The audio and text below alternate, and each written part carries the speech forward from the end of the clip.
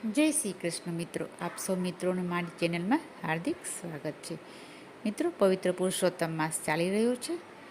આપ સૌ કથા વાર્તા પૂજન કરતા હશો. મારી ચેનલમાં આપને નિયમિત મહાત્મય કથા વગેરે સાંભળવા મળતા રહેશે. આજની વિડીયોમાં આપણે અધ્યાય 13નું મહાત્મય સાંભળશું. આપે અગાઉ અધ્યાય 12 સુધી સાંભળ્યું કે મેઘાવતીનો નવો જન્મ દ્રૌપદીના સ્વરૂપે થયો અને પુરુષોત્તમ માસનું અપમાન પૂર્વજન્મમાં કર્યું હોવાથી તેને 5 પતિ સ્વરૂપે પાંડવો મળ્યા.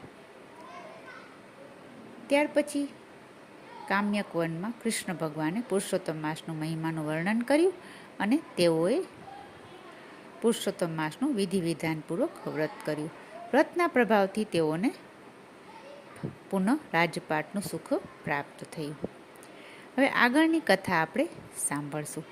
અને હા મિત્રો, આપે હજી સુધી જો ચેનલને સબસ્ક્રાઈબ ન કરી હોય તો કૃપયા કરી લેશો અને સાથ સહકાર આપશો, જેથી આપણે દરરોજ કથા મહાત્મ્ય સાંભળવા મળતા રહે. તો ચાલો આગળની વિડીયો સાંભળીએ. મિત્રો, આપ સૌ જાણો છો, નૈમિષારણ્યમાં ઋષિ મુનિઓ પુરુષોત્તમ માસનું મહાત્મ્ય સાંભળી રહ્યા છે. સૂત પુરાણી આગળ કથા સંભળાવતા કહે છે કે હે ઋષિઓ, તમે દ્રઢધન્વા રાજાની કથા સાંભળો. હે નામના દેશમાં ચિત્રધર્મા નામનો રાજા હતો. તે બુદ્ધિવાન, સત્યવાન અને બળવાન હતો. તે રાજા ખૂબ જ બુદ્ધિવાન, સત્યવાન અને બળવાન હતો. તેને દ્રઢધન્વા નામે એક પુત્ર હતો. તે ગુણવાન અને સર્વ વિદ્યા સંપન્ન હતો. પોતાના પુત્રને રાજ્યભાર ઉપાડવા યોગ્ય જોઈને રાજાને વનમાં જવાની ઈચ્છા થઈ. તેણે પોતાના પુત્રને રાજગાદી સોંપી દીધી અને વન તરફ પ્રયાણ કર્યું. વનમાં ગયા પછી પુલહ મુનિના આશ્રમમાં જઈને તેઓ રહેવા લાગ્યા. ત્યાં જઈને તેઓ જપ તપ કરતા અને નિરાહાર રહીને તપસ્યા કરતા. આ જપ તપના પ્રભાવ સ્વરૂપ તેનો વૈકુંઠમાં વાસ થયો. હવે પિતાને વૈકુંઠ લોકની પ્રાપ્તિ થઈ છે એવું સાંભળવાથી દ્રઢધન્વાને ખૂબ જ આનંદ થયો અને તેણે તેમની ઉત્તર ક્રિયા સારી રીતે કરી. ત્યાર પછી થોડા દિવસ પછી વિદર્ભ દેશની કન્યા ગુણસુંદરી સાથે દ્રઢધન્વાએ લગ્ન કર્યા. સમય જતાં ગુણસુંદરીને 4 પુત્રો થયા. તેમાં ચિત્રવાક, ચિત્રવાહ, મણિમાન અને ચિત્રકુંડલ નામના 4 પુત્રો હતા. તેને એક પુત્રી પણ થઈ. તે પુત્રીનું નામ હતું ચારુમતી. એક રાતે દ્રઢધન્વા રાજા પથારીમાં સૂતા હતા. તેવામાં તેને એકાએક વિચાર આવવા લાગ્યો કે મેં એવા કયા તે પુણ્ય કર્મો, યજ્ઞ, દાન કર્યા હશે કે જેના ફળ સ્વરૂપે મને આવો રાજવૈભવનું સુખ મળ્યું હશે. મારે આ વાત કોઈને પૂછવી જોઈએ. સવાર પડી એટલે દ્રઢધન્વા નિત્યકર્મથી પરવારીને આખેટ એટલે કે શિકાર રમવા વનમાં નીકળી પડ્યા. વનમાં જઈને તેણે એક મૃગ જોયો. મૃગને જોતા જ તેણે તાળીને તીર માર્યું. તીર વાગતા જ હિરણ તો ઘવાઈ ગયો. હવે ઘવાયેલું હરણ ખૂબ દોડવા લાગ્યું.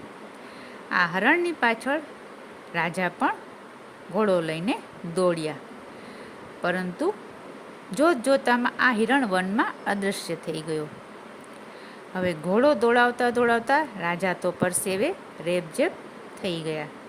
તેમ છતાં હરણને તે મેળવી શક્યા નહીં. હવે બન્યું એવું કે ઉનાળાના દિવસો હતો એટલે રાજાને ખૂબ જ તરસ લાગી. તે ઘોડા ઉપરથી ઉતર્યા અને નજીકમાં એક તળાવ હતું તેમાંથી પાણી પી ઘોડાને એક ઝાડ નીચે બાંધી અને ઝાડના છાયણામાં આરામ કરવા બેઠા. થોડી વાર થઈ એટલામાં એક ઉડતો પોપટ ત્યાં આવી ચડ્યો અને ઝાડની ઉપર બેસીને બોલવા લાગ્યો. ધન વૈભવના મોહમાં કરીને સત્ય વિચાર, હે રાજા તું સી રીતે તરસે આ સંસાર. પોપટ તો ફરી ફરીને આ શ્લોક 3 વાર બોલ્યો. તેથી રાજાને તો ખૂબ જ આશ્ચર્ય થયું.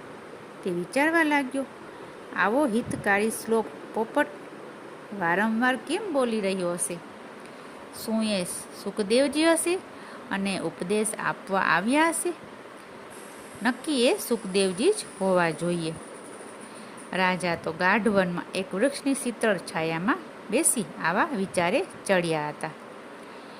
થોડા સમય થયું કે અંગરક્ષકો તેને શોધતા શોધતા ત્યાં આવી ચડ્યા. એટલામાં પોપટ પણ ડાળી ઉપરથી ઉડી ગયો. રાજા પોતાના અંગરક્ષકો સાથે રાજધાનીમાં પાછા ફર્યા. તે પોતાના રાજમહેલમાં ગયા, પરંતુ પોપટનો બોલેલો શ્લોક, ધન વૈભવમાં મોહમાં કરીને સત્ય વિચાર, હે રાજા તું સી રીતે તરસે આ સંસાર. આ પોપટનો શ્લોક વારંવાર રાજાના મનમાં ઘોળાતો હતો. તે પથારીમાં સૂતા, પરંતુ તેને ઊંઘ આવતી ન હતી. તેને આ પોપટે કહેલા શ્લોકનું વારંવાર રટણ થતું હતું. આ શ્લોકનું ચિંતન મનન કરતાં કરતાં રાજાએ તો ખાવું, પીવું, ઊંઘવું બધું છોડી દીધું. આ બધું જોઈને રાણીને તો ચિંતા થવા લાગી. રાણીએ પૂછ્યું, સ્વામી, કેટલાય દિવસથી તમે ઉદાસ દેખાવ છો. આપ શાની ચિંતામાં પડ્યા છો? રાણીનો પ્રશ્ન સાંભળી રાજાએ કંઈ જ ઉત્તર આપ્યો નહીં. રાજાનું આવું વર્તન જોઈ પ્રધાન અને સમગ્ર પ્રજાજનો ચિંતામાં પડી ગયા. હવે આગળની કથા આપણે આવનારી નવી વિડીયો અધ્યાય 14માં સાંભળશું. આપને વિડીયો સારી લાગી હોય લાઈક કરશો અને કોમેન્ટમાં જય પુરુષોત્તમ ભગવાન લખશો. સગા સંબંધી મિત્રોમાં પણ આ વિડીયો શેર કરશો, જેથી તેને પણ આ પુણ્ય લાભ મળી શકે.